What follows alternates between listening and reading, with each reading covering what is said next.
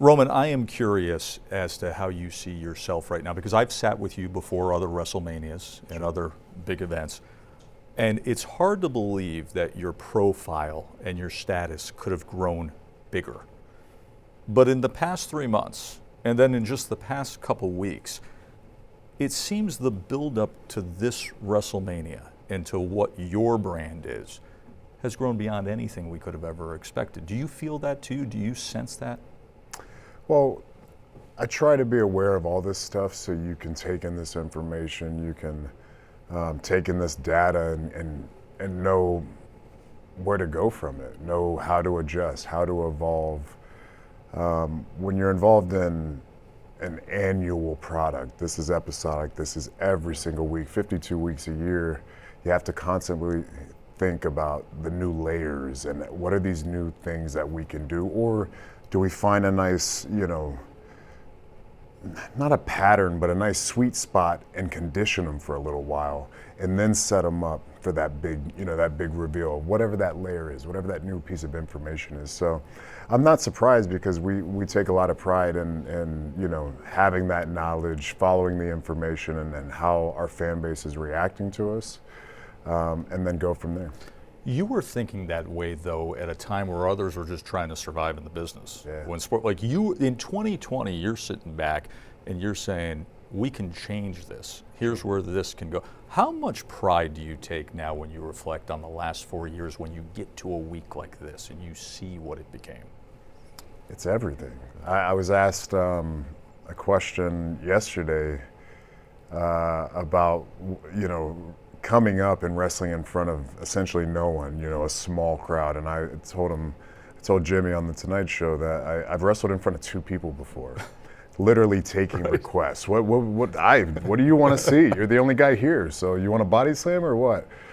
To take on the challenge of the Thunderdome, video screens very similar to this, a very Black Mirror feeling. You have to be different. You have to think outside the box. And one of the advantages I had was I was able to sit back and study the process. I wasn't working at that time at the beginning of COVID.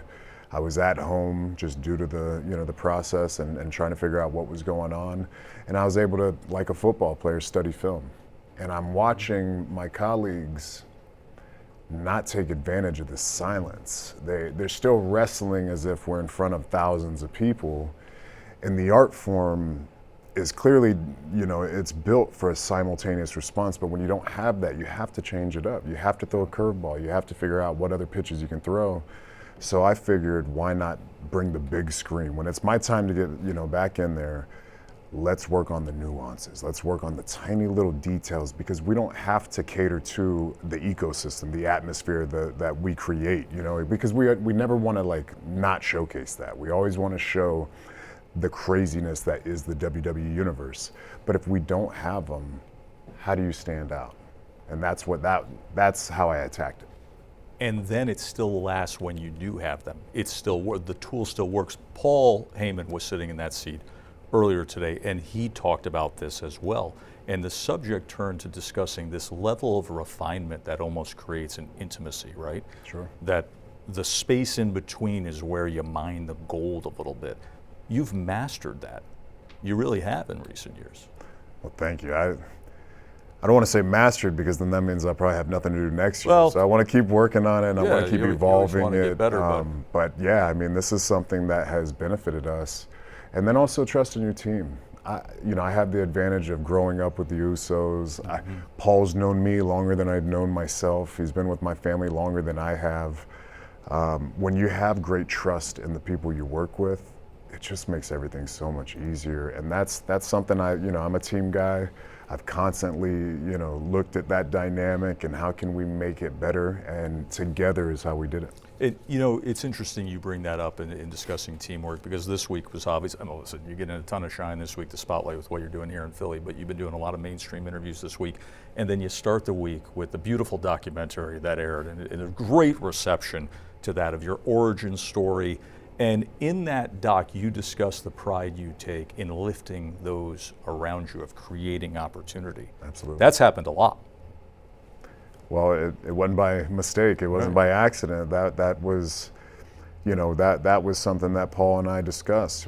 How do we make history? And every top guy and every, you know, tandem management and talent, it kind of stays within that, you know, that nucleus. But how do I get people orbiting me? How do I become the sun, is the way we looked at it. How do we make people better? How do we put a spotlight on people who just haven't had it and we know they can take it? I knew Jay could step up. I knew Jimmy could step up. Solo's much younger, but we know exactly what kind of cloth he's cut from. We know the fabric he's made of. We knew he could handle everything. You have to be very secure to be that kind of guy. 100. You have to be very confident and secure. There was a quote you gave in the doc, and I wrote it down. You said, I wish this got me butterflies, but no, I earned this. I expected this. I've always expected this. How much does that level of confidence define you and your success right now? I'm just not going to accept anything less. If I'm going to do it, I want to do it at the very top level. I want to do it better than everybody else. I'm from that Michael Jordan generation where there's just this sweet, you know, lust for success and being the very best, and that's what I've always wanted as a kid. And you know, we always thought it could have been football. If it wasn't that, we knew it was wrestling. If it wasn't that, then we knew it was football, and it ended up being wrestling. But I had one thing on my mind: to be a man of impact and a man of influence. And that's what we're just constantly working at. Well, you have done that for over 1,300 days, and it's the next 2 days that'll be the biggest of all. Congratulations on arriving here. Look forward to seeing you Saturday and Sunday. A lot of work ahead. It is. It's not done yet. Thank you so much.